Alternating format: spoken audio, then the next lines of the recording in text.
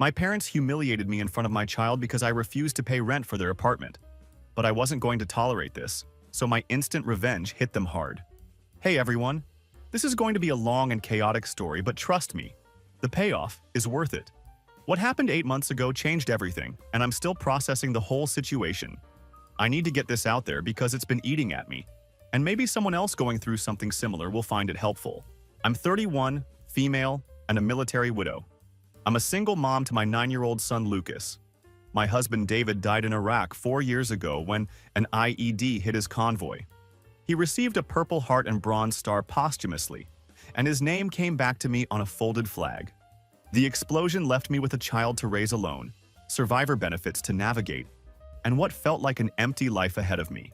Lucas is the splitting image of his father in every way that matters. He has the same stubborn chin and the same way of watching everything with those serious dark eyes that seem to take in more than a kid his age should have to process. My son has been through absolute hell losing his father at such a young age, but he's proven himself to be tough as nails. He has to be, considering the complete circus that is my biological family. My parents, Patricia and Robert, are what I can only describe as professional victims with a side hustle in emotional manipulation. For the past 4 years since David's death, they've been systematically bleeding me dry financially, all to support my younger brother Tyler. Tyler is 29 years old and has never held a job longer than it takes to watch a Netflix series from start to finish. For 4 long years since David died, it's been the exact same routine playing out over and over again. Tyler needs help with rent. Tyler's car broke down again and he needs repair money. Tyler's going through another rough patch and needs grocery money. It's always Tyler and it never ends. You'd think I won the lottery when my husband got blown up overseas, based on how my family treats me. I work at an electronics retail store here in Albuquerque, making a decent hourly wage plus commission. I'm not exactly rolling in cash, but David's life insurance policy and some smart investments I've made keep Lucas and me comfortable. We live in a decent rental house in the foothills area. Lucas plays in a soccer league and takes martial arts classes, and he has everything he needs for a good childhood. The thing is, my family sees those survivor benefits and they think I'm sitting on some kind of gold mine. They don't see the nightmares that wake me up at 3 a.m. They don't see the struggles of single parenting or the constant worry about raising a boy without his father. They certainly don't see the fact that no amount of money in the world brings back the man I loved. All they see are dollar signs and opportunity.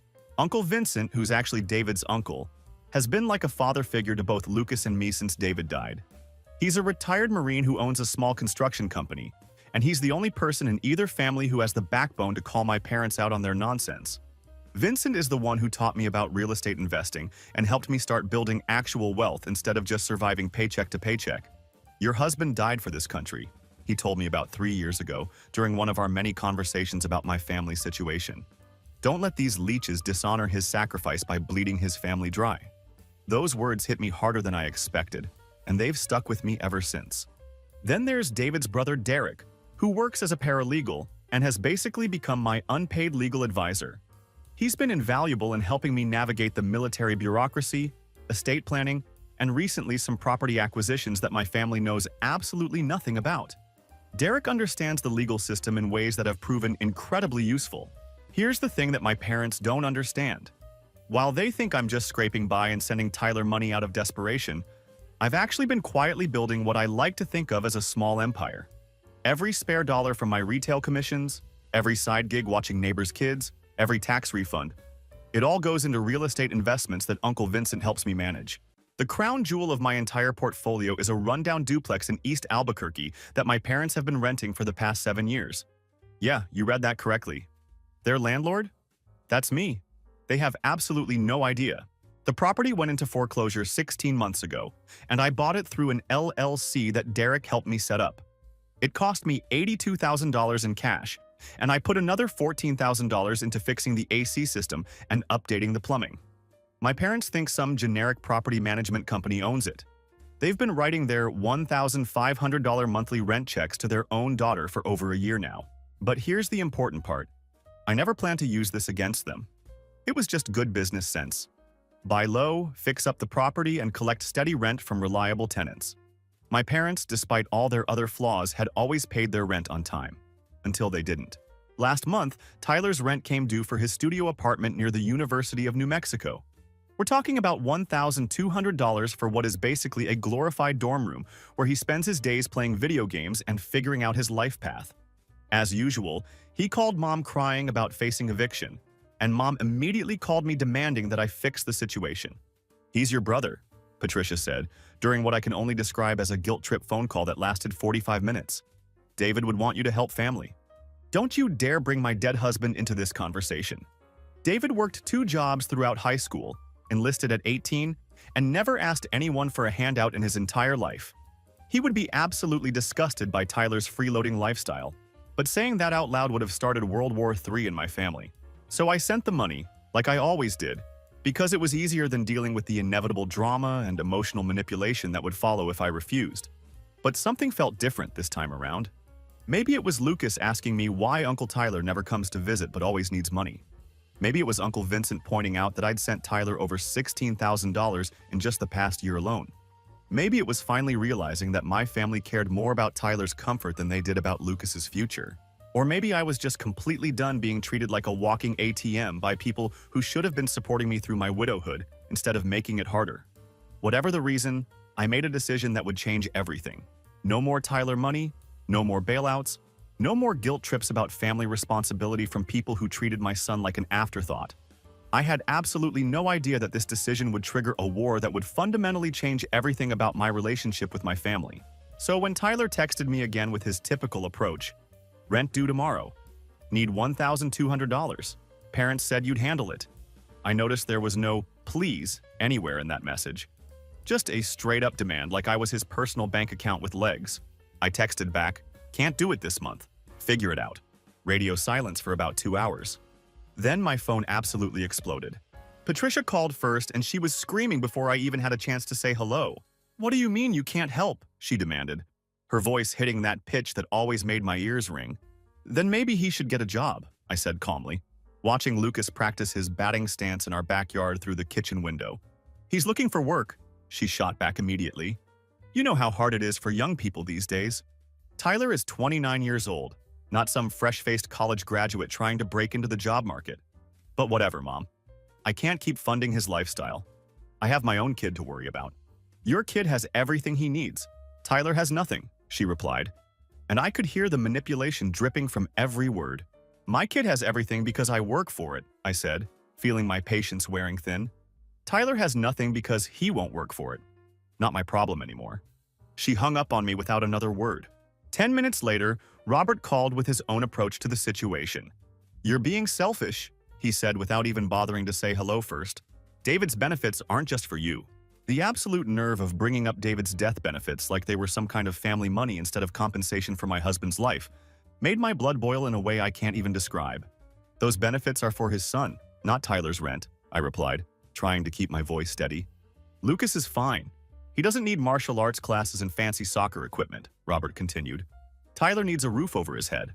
I hung up on him too. That evening, Lucas was sitting at the kitchen table working on his homework when I got another call. This time, it was Tyler himself, and he was absolutely pissed. "What the hell, Elena?" he started without any preamble. "Mom said you're cutting me off?" "I'm not cutting you off," I replied carefully. "I'm just not paying your rent anymore." "There's a difference." "Same thing. How am I supposed to live?" "The same way every other adult lives. Get a job." "It's not that simple," Tyler protested. "You don't understand the economy right now." "I understand it fine. I work in it every day. You get David's money. You don't even need to work." And there it was. The thing they all believed but had never said out loud until now. "Tyler, I'm done with this conversation," I said firmly. "Figure your life out." I hung up and immediately called Uncle Vincent. "They're going to escalate this," I told him when he picked up. "I can feel it coming." "Good," he said without hesitation. "Been waiting 4 years for you to grow a backbone about this situation. What do you need?" "I need to know my options. All of them." Vincent connected me with Derek that night, and we had a 3-way conference call that lasted almost 2 hours. By the end of it, I had a comprehensive plan of action. You see, my family's biggest weakness was their complete and total ignorance about my actual financial situation. They thought I was broke and desperate, just sending Tyler money out of family obligation and guilt.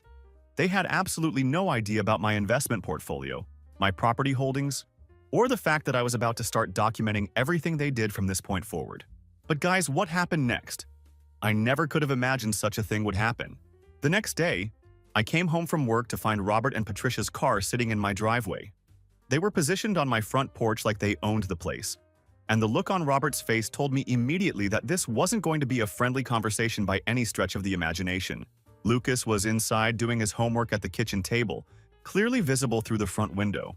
I really didn't want him to witness whatever was about to happen, but they had clearly been waiting for me to get home and weren't planning to leave without some kind of confrontation. "We need to talk," Patricia said the moment I stepped out of my car, her tone leaving no room for negotiation. "Not here." "Not in front of Lucas," I replied, hoping to at least move this away from my son. "Yes, here," Robert said, standing up from the porch step with an aggressive posture. "This ends today." I unlocked my front door, hoping against hope that I could at least keep this conversation civil until I managed to get them away from my son. But the moment we stepped inside my living room, Robert started in immediately. "You're going to transfer $1,200 to Tyler right now," he said, following me into my living room with the kind of energy that made the hair on the back of my neck stand up. Lucas looked up from his math homework immediately, sensing the tension in the air like kids always seem to do. "I already told you I'm not sending Tyler any more money," I said as quietly as I could manage. "Yes, you are," Patricia snapped back. "That money David left should help the whole family, not just you." "Mom," Lucas said, his voice small and worried. "Is everything okay?" "Everything's fine, baby." "Just finish your homework," I said, trying to keep my voice calm and reassuring. "Don't tell him everything's fine," Robert started yelling, his voice getting louder and more aggressive. "Tell him his mom is abandoning her family. Lower your voice." "You're scaring my son," I said firmly, stepping slightly between Robert and Lucas. "Good. Maybe he should know what kind of person his mother really is." That's when I moved directly between Robert and Lucas, my protective instincts kicking in completely. "You need to leave now. We're not leaving until you transfer that money." "It's not happening." Robert's face went bright red, and I could see the anger building in his eyes in a way that should have been my warning. "David would be ashamed of you," he said, his voice dripping with venom. "Don't you dare. David died for this country and you're pissing away his sacrifice on your selfishness." "Get out," I shouted, completely losing my temper. "Get out of my house!" That's when Robert snapped completely. He hit me hard, a full-force backhand across the face that sent me stumbling backward into the coffee table. The sound echoed through the room like a gunshot, and I could taste blood immediately as my lips split open and started swelling. Lucas screamed, "Mom!" in a voice that will haunt me for the rest of my life. But what happened next was somehow worse than the physical pain. Robert wasn't finished with me. "You want to disrespect me and my own family," he shouted, grabbing me by the shirt and shoving me against the wall with enough force to knock the breath out of my lungs. "You want to act like you're better than us? Stop!" Lucas was screaming and crying at the same time, trying desperately to get between us. "Stop hitting my mom." And here's the part that still makes me sick to my stomach. Patricia didn't stop Robert. She didn't call for help. She didn't intervene in any way. She just stood there watching her husband beat their daughter while their grandson begged him to stop. Robert grabbed my hair and pulled my head back, his face inches from mine. "You're going to transfer that money or this gets worse," he said through gritted teeth. "Robert, that's enough," Patricia finally said, but only because Lucas was becoming completely hysterical. "No, it's not enough," Robert replied, still holding onto my hair. That's when Lucas threw himself at Robert, his small fists pounding against Robert's legs as hard as his 9-year-old strength could manage. "Leave my mom alone!" he cried. Robert shoved Lucas away so hard that my son hit the floor and slid backward into the kitchen table. Lucas's head made a sickening thud against the table leg that I can still hear when I close my eyes. That's when something inside me completely broke. I stood up, shaking so badly I could barely keep my balance, and started screaming louder than I've ever screamed in my life. "Get the hell out of my house! Get away from my son!" "Not until Robert started to say. I screamed with a voice I didn't even recognize as my own. "Get out before I call the police." Something in my tone must have finally penetrated Robert's rage, because he actually stepped back from me. "This isn't over. You'll regret this," he said, pointing his finger at my face. "You're right. This isn't over." They left, slamming my door so hard that it cracked the frame. Lucas was sobbing in my arms, trembling like a leaf, and I called Uncle Vincent with hands that were shaking so badly I could barely dial the number. "They beat me," I said when he answered, my voice barely above a whisper. "In front of Lucas." Robert put his hands on my son. The silence on the other end of the line lasted exactly 5 seconds. Then, "I'm on my way." Call 911 now. I can't. Lucas is too scared. Elena, listen to me carefully. Call 911. Take pictures of everything. This ends tonight. That night, while Lucas slept in my bed because he was too scared to be alone in his own room, I sat in my kitchen taking photographs of my injuries and planning Robert and Patricia's complete and total destruction. They had absolutely no idea what they had just started. After about 20 minutes, Uncle Vincent arrived with my brother-in-law Derek in tow. "Those bastards," Derek said the moment he saw my face. "This isn't just assault anymore. This is domestic violence in the presence of a minor." "I don't want to file charges yet," I said, surprising them both. "I want to end this permanently and completely."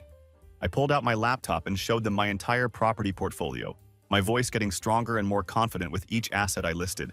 I want them to understand exactly who they've been messing with, but I want to do it right, completely permanent. Derek grinned in a way that told me he understood exactly what I was thinking. I like where this is going. We spent the next 3 hours planning what Derek called our shock and awe campaign. The first step was comprehensive documentation. I started saving every guilt trip text message, every demanding voicemail, every nasty comment they'd made about me not supporting the family properly. Derek helped me organize it all into a detailed timeline that showed 4 solid years of systematic financial abuse. The second step was cutting off all voluntary contact completely.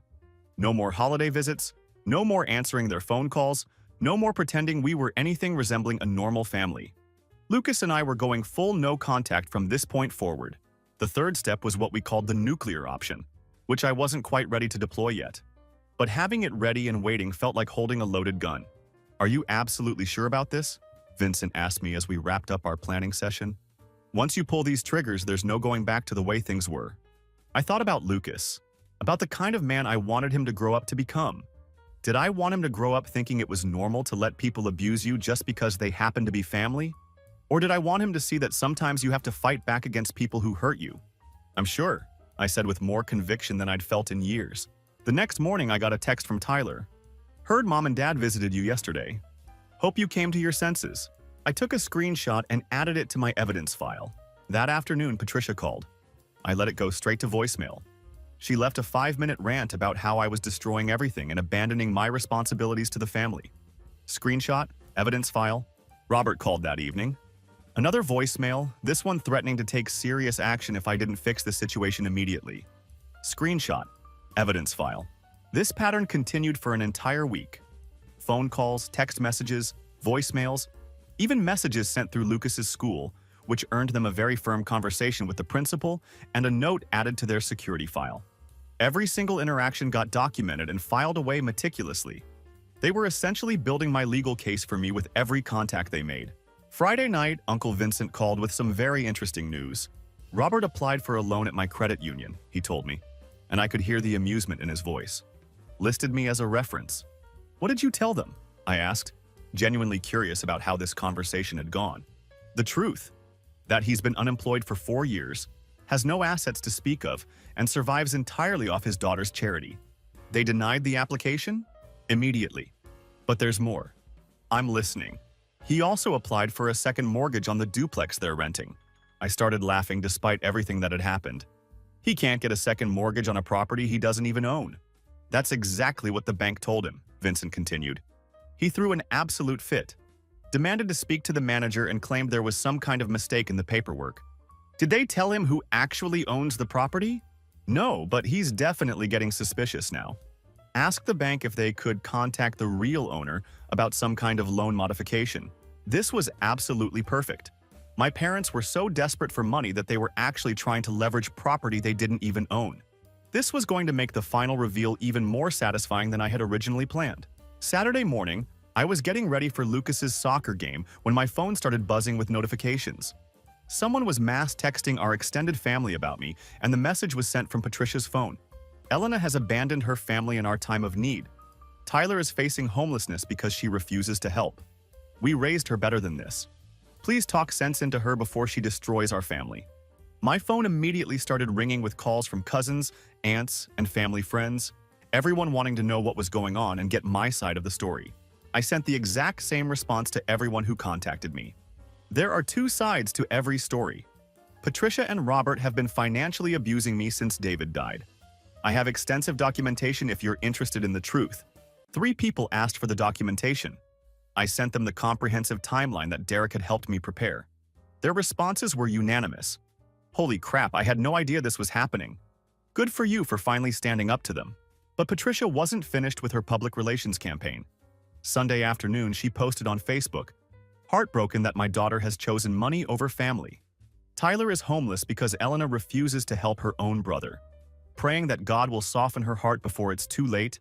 The post got 12 likes and 43 comments.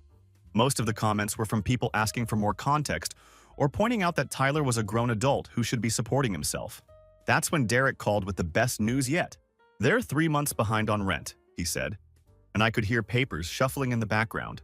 "The property management company just sent me their report." "How is that even possible?" I asked, genuinely confused. "Looks like they stopped paying rent when you stopped sending Tyler money. They've been using their rent money to support him instead of paying their housing costs." I couldn't believe what I was hearing. My parents were so completely committed to enabling Tyler that they would rather face eviction than tell him to get a job. "What are our legal options?" I asked. "We can start eviction proceedings immediately. 30-day notice, then sheriff removal if they don't comply. And the nuclear option is ready when you are. But Elena, once we deploy that, it's going to get very ugly very fast." "Do it," I said without hesitation. "All of it. It's time to end this war." Monday morning, I walked into work feeling like I was about to drop the hammer of Thor.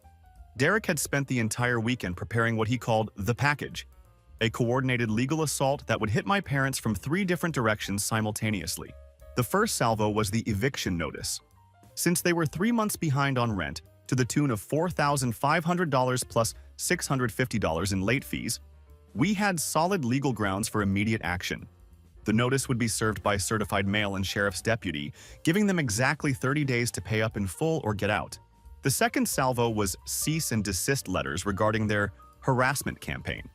Every Facebook post, every mass text message, every attempt to involve Lucas's school would be documented as harassment of a military widow and her child. Derek was going full legal theater on this one, and I was absolutely here for it. The third salvo was the reveal. Once the eviction notice hit and they started asking questions about their mysterious landlord, that's when they would learn the truth about who really owned their home. The eviction notice was served on Tuesday at 2:47 p.m. My phone started ringing at 2:52 p.m. I let it go straight to voicemail, naturally. Patricia's message was pure hysteria. "Elena, what did you do? We got some kind of eviction notice in the mail. Call me right now. I don't understand what's happening." 5 minutes later, Robert called. His message was more angry than panicked. "I don't know what kind of game you're playing here, but you better fix this situation immediately. We're not moving anywhere." I took screenshots of the call logs and added them to my evidence file, then texted Uncle Vincent. It started. His response came back immediately. "About damn time." Wednesday morning brought even more frantic phone calls. This time they were asking about lawyers, tenant rights, and fighting the eviction. I let it all go to voicemail and forwarded everything to Derek for his review. "They're scrambling," he reported to me later that day. "Called 3 different law offices yesterday, asking about emergency injunctions to stop the eviction. Any luck? Nobody will take the case because they legitimately owe the money. You can't fight an eviction when you're actually behind on rent. What about Tyler? Haven't heard from him yet, but give it time. He'll show up." I didn't have to wait long. Tyler showed up at my house Wednesday evening while I was helping Lucas with his homework. He didn't bother to knock or call ahead. Just walked right up to my front door and started pounding on it like he was the police conducting a raid. "Elena, open up! We need to talk right now!" he shouted through the door. I looked through the peephole and saw him standing there, clearly agitated. I opened the door but kept the security chain latched. "What do you want, Tyler?" "What do I want? What the hell did you do to Mom and Dad? I have absolutely no idea what you're talking about. Don't play stupid with me. They got evicted from their house and somehow you're involved in this. They got evicted because they stopped paying rent. That's not my problem. That's complete nonsense. You did something to cause this. I know you did." Lucas appeared at my elbow looking concerned about the shouting. "Mom, who is it?" "Nobody important, honey. Go finish your homework," I said gently.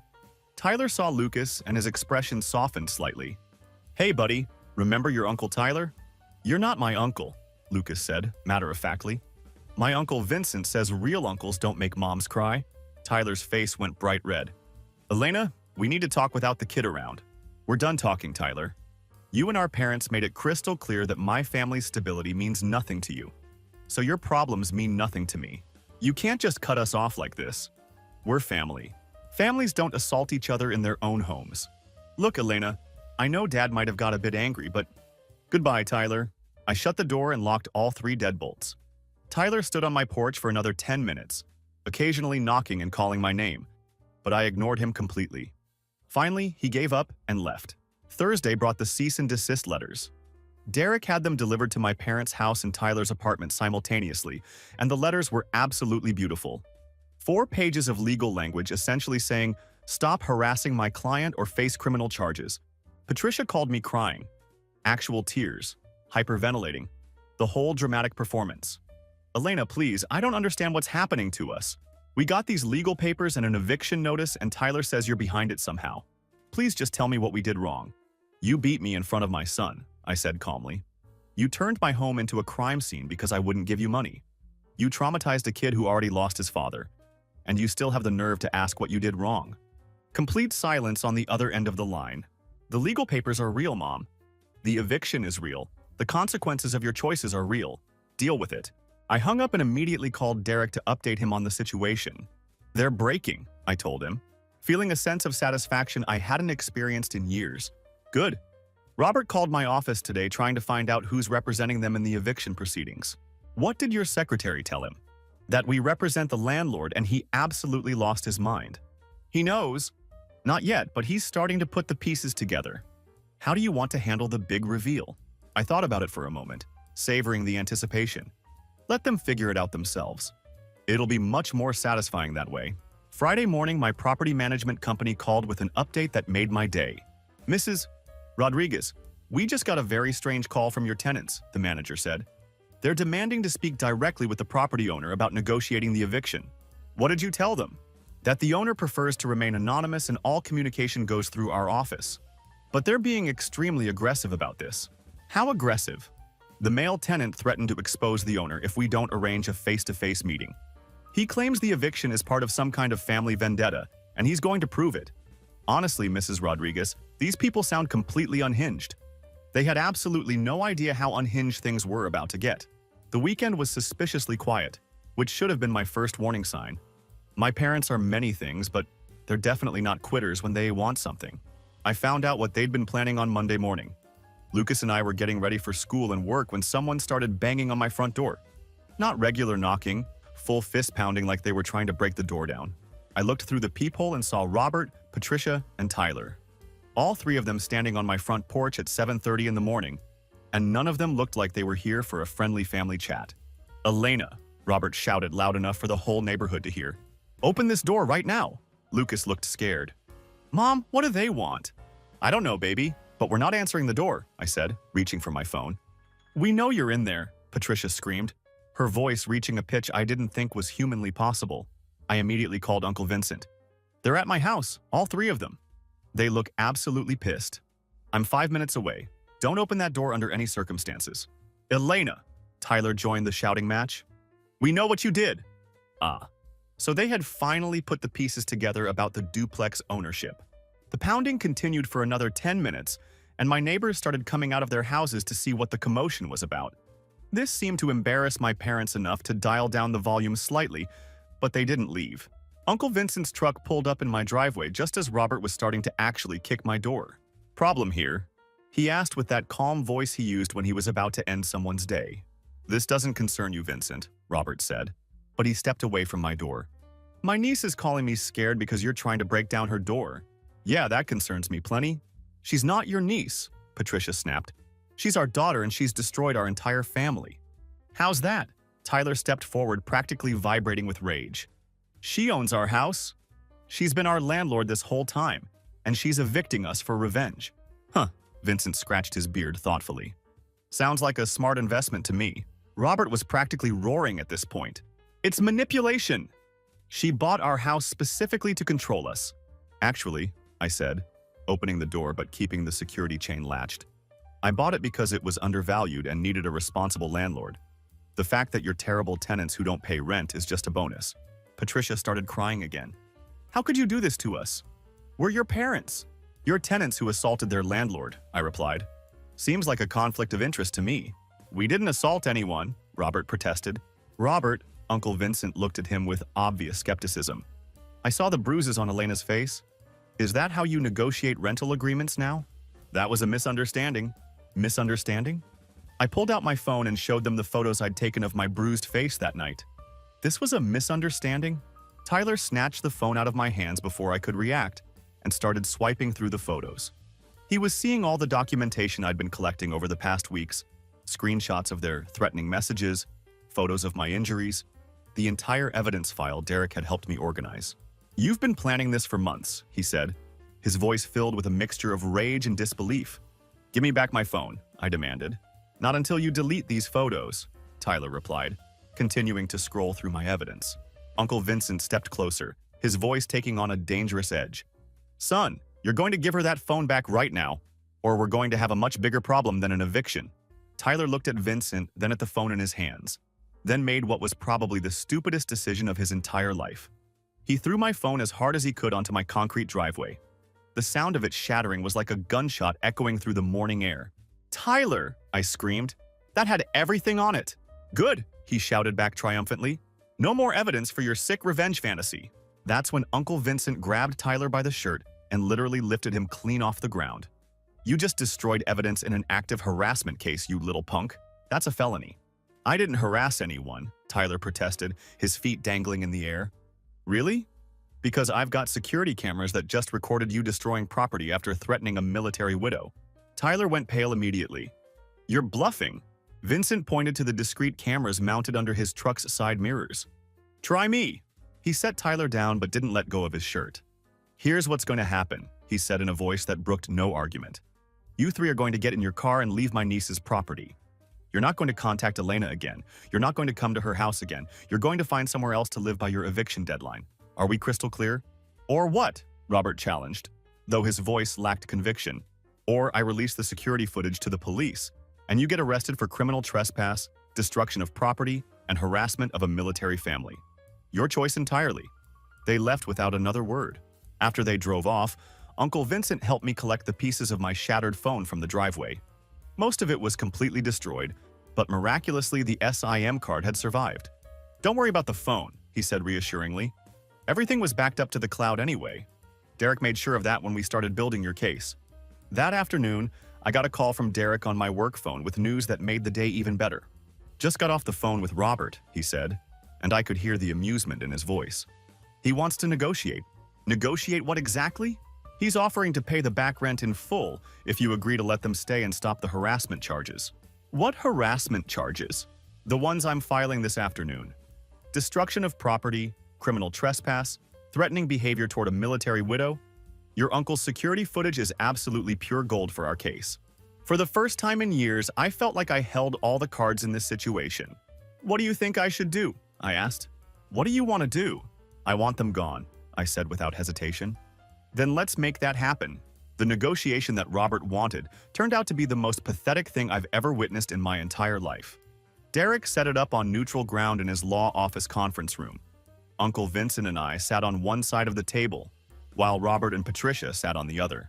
Tyler wasn't invited to participate because he was officially considered hostile after the phone destruction incident. Robert opened with what he clearly thought was some kind of power move. We're prepared to pay the back rent in full and stay current going forward if Elena drops this vindictive eviction and stops harassing us with lawyers. Derek didn't even bother to look up from his legal pad. That's not how this works.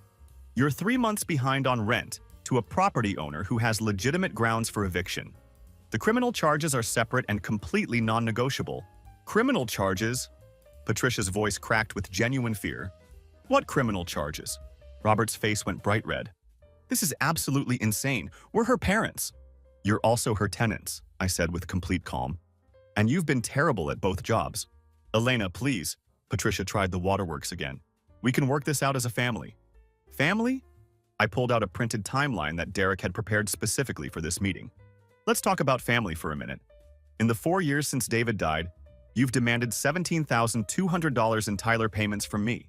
You've guilt-tripped me about family responsibility 134 times via text or voicemail that I have documented. You've threatened me 26 times.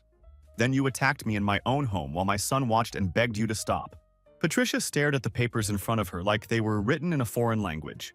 Family doesn't keep score like this, Robert protested, but his voice was noticeably shaky. You're absolutely right, I agreed. Family also doesn't beat each other or traumatize children. But here we are. Uncle Vincent leaned forward across the table. Here's what's going to happen.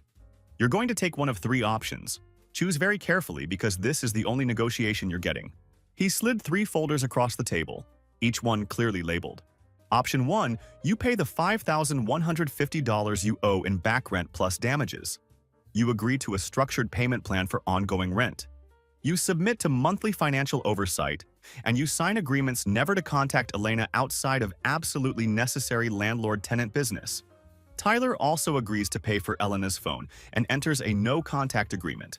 Robert opened the folder and his face went completely white. Monthly financial oversight? What the hell does that mean? It means, Derek explained with obvious satisfaction, that you provide bank statements, employment records, and detailed spending reports to ensure you can actually afford the rent before wasting everyone's time again. That's completely humiliating. That's accountability, I corrected him. Uncle Vincent continued. Option 2. You leave voluntarily by the eviction deadline. We provide a neutral rental reference for your next landlord, and the criminal charges get reduced to fines and community service. And option 3? Patricia asked quietly. Uncle Vincent smiled grimly. Sheriff's deputies remove you by force. You get an eviction on your permanent record, and you face the full criminal charges. Tyler goes to jail, Robert goes to jail, and you probably get probation. You can't be serious about this, Robert said. Dead serious. Your daughter has been documenting your behavior for months. Any jury in New Mexico would convict you in 30 minutes based on what we have. The room went completely silent except for Patricia's quiet sobbing. How long do we have to decide? Robert asked, his voice barely above a whisper. You don't, Derek said matter-of-factly. You decide right now in this room, or we go with option 3 by default. Robert looked at Patricia, then back at me. For the first time since David died, I saw something in his eyes that might have been respect, or maybe just fear. It was honestly hard to tell the difference. Elena, he said quietly, I need you to understand something. We never meant for it to go this far. It did go this far, I replied simply. We're sorry about that, Robert said, and for a moment he almost sounded sincere. No, you're not. You're sorry there are consequences. Uncle Vincent checked his watch pointedly. Clock's ticking. What's it going to be? Robert and Patricia huddled together for a whispered conversation that lasted several minutes. I couldn't hear the specific words, but I could see Patricia shaking her head repeatedly while Robert got increasingly frustrated with whatever she was saying. Finally, Robert straightened up in his chair. We'll take option 2. Smart choice, Derek said, pulling out pre-prepared paperwork from his briefcase. You have 15 days to vacate the premises. Any personal property left behind becomes part of the estate. As they signed the documents with shaking hands, Patricia looked at me with what appeared to be genuine sadness. Elena, I know you hate us right now, but we really did love you. We still do. I know, I said. That's what makes this whole situation so pathetic. They left the law office without another word. Uncle Vincent watched them through the conference room window until their car completely disappeared from view. You okay? He asked. Better than okay, I said, and I meant it. But the story wasn't over yet. Tyler was still out there, still angry, and still stupid enough to try one last desperate play. 2 weeks later, everything came to a dramatic head in the most spectacular way possible. My parents had been packing up quietly, probably hoping to salvage some small amount of dignity from this complete disaster. But Tyler, he had other plans entirely. See, what I didn't know at the time was that Tyler had been telling his girlfriend in Las Vegas that his family was wealthy and he'd be getting a big inheritance soon. When that promised inheritance turned into eviction notices and criminal charges, she dumped him and kicked him out of her apartment. So Tyler came crawling back to Albuquerque with nothing but rage and a plan for revenge. The plan was beautifully simple in its stupidity. If he couldn't have a comfortable life funded by his family, then nobody could have anything nice. Last Tuesday, while I was at work and Lucas was at school, Tyler broke into the duplex where my parents were packing their belongings. He used his old key that they'd never bothered to get back from him years ago. His plan was to trash the place completely, steal anything valuable he could carry, and make it look like random vandalism. That way, I'd lose money on repairs and restoration, and he'd get some petty satisfaction from his revenge. What he didn't count on was Uncle Vincent's paranoia about security. You see, after the phone destruction incident, Vincent had installed discrete security cameras around all of my properties. Not just the obvious visible deterrent cameras that most people notice, but hidden ones that fed directly to his smartphone with real-time notifications.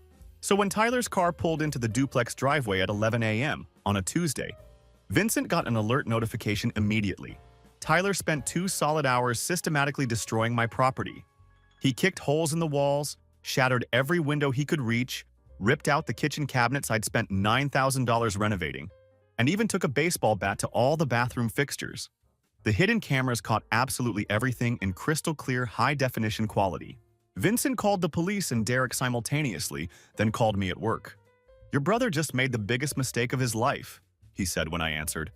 "I've got it all on video. The cops are on their way to the scene right now." I left work immediately and met Vincent at the duplex. The damage was absolutely incredible to witness. Probably $16,000 worth of destruction spread throughout the property. Tyler had completely destroyed the kitchen I'd spent months renovating, flooded the bathroom by breaking the toilet, and spray-painted profanity all over the freshly painted walls. But here's the beautiful part of his stupidity. He was so focused on destruction that he didn't notice any of the cameras. The police showed up just as Tyler was loading my brand new washer and dryer into the back of his car. Vincent handed the responding officers the video evidence on his tablet, and they arrested Tyler on the spot. Felony, breaking and entering, felony destruction of property, felony theft, and violation of the no-contact order from his previous charges. Tyler started screaming about how this was his family's house, and he had a right to be there. The police officers were not even slightly impressed by his explanation. That's when my parents showed up. They had been at Home Depot buying moving boxes when Patricia got a frantic call from Tyler's ex-girlfriend in Vegas, saying he'd been arrested. They rushed over to the duplex and found Tyler in handcuffs, me documenting damage for insurance purposes, and Vincent calmly explaining to the police officers how his security system worked. "What happened here?" Patricia asked frantically, looking around at the destruction. "Your son destroyed my property," I said with complete calm. "About $16,000 worth of damage." Robert looked at the destruction and his face went absolutely pale. "Tyler, what did you do?" "I did what needed to be done," Tyler shouted from the back of the police car. "She destroyed our family, so I destroyed her stupid house." Robert turned to me with pure desperation in his eyes. "Elena, please. He's your brother. Don't press charges against him." I looked at the destruction all around us, then at Lucas, who had just arrived with Uncle Vincent's wife, Maria.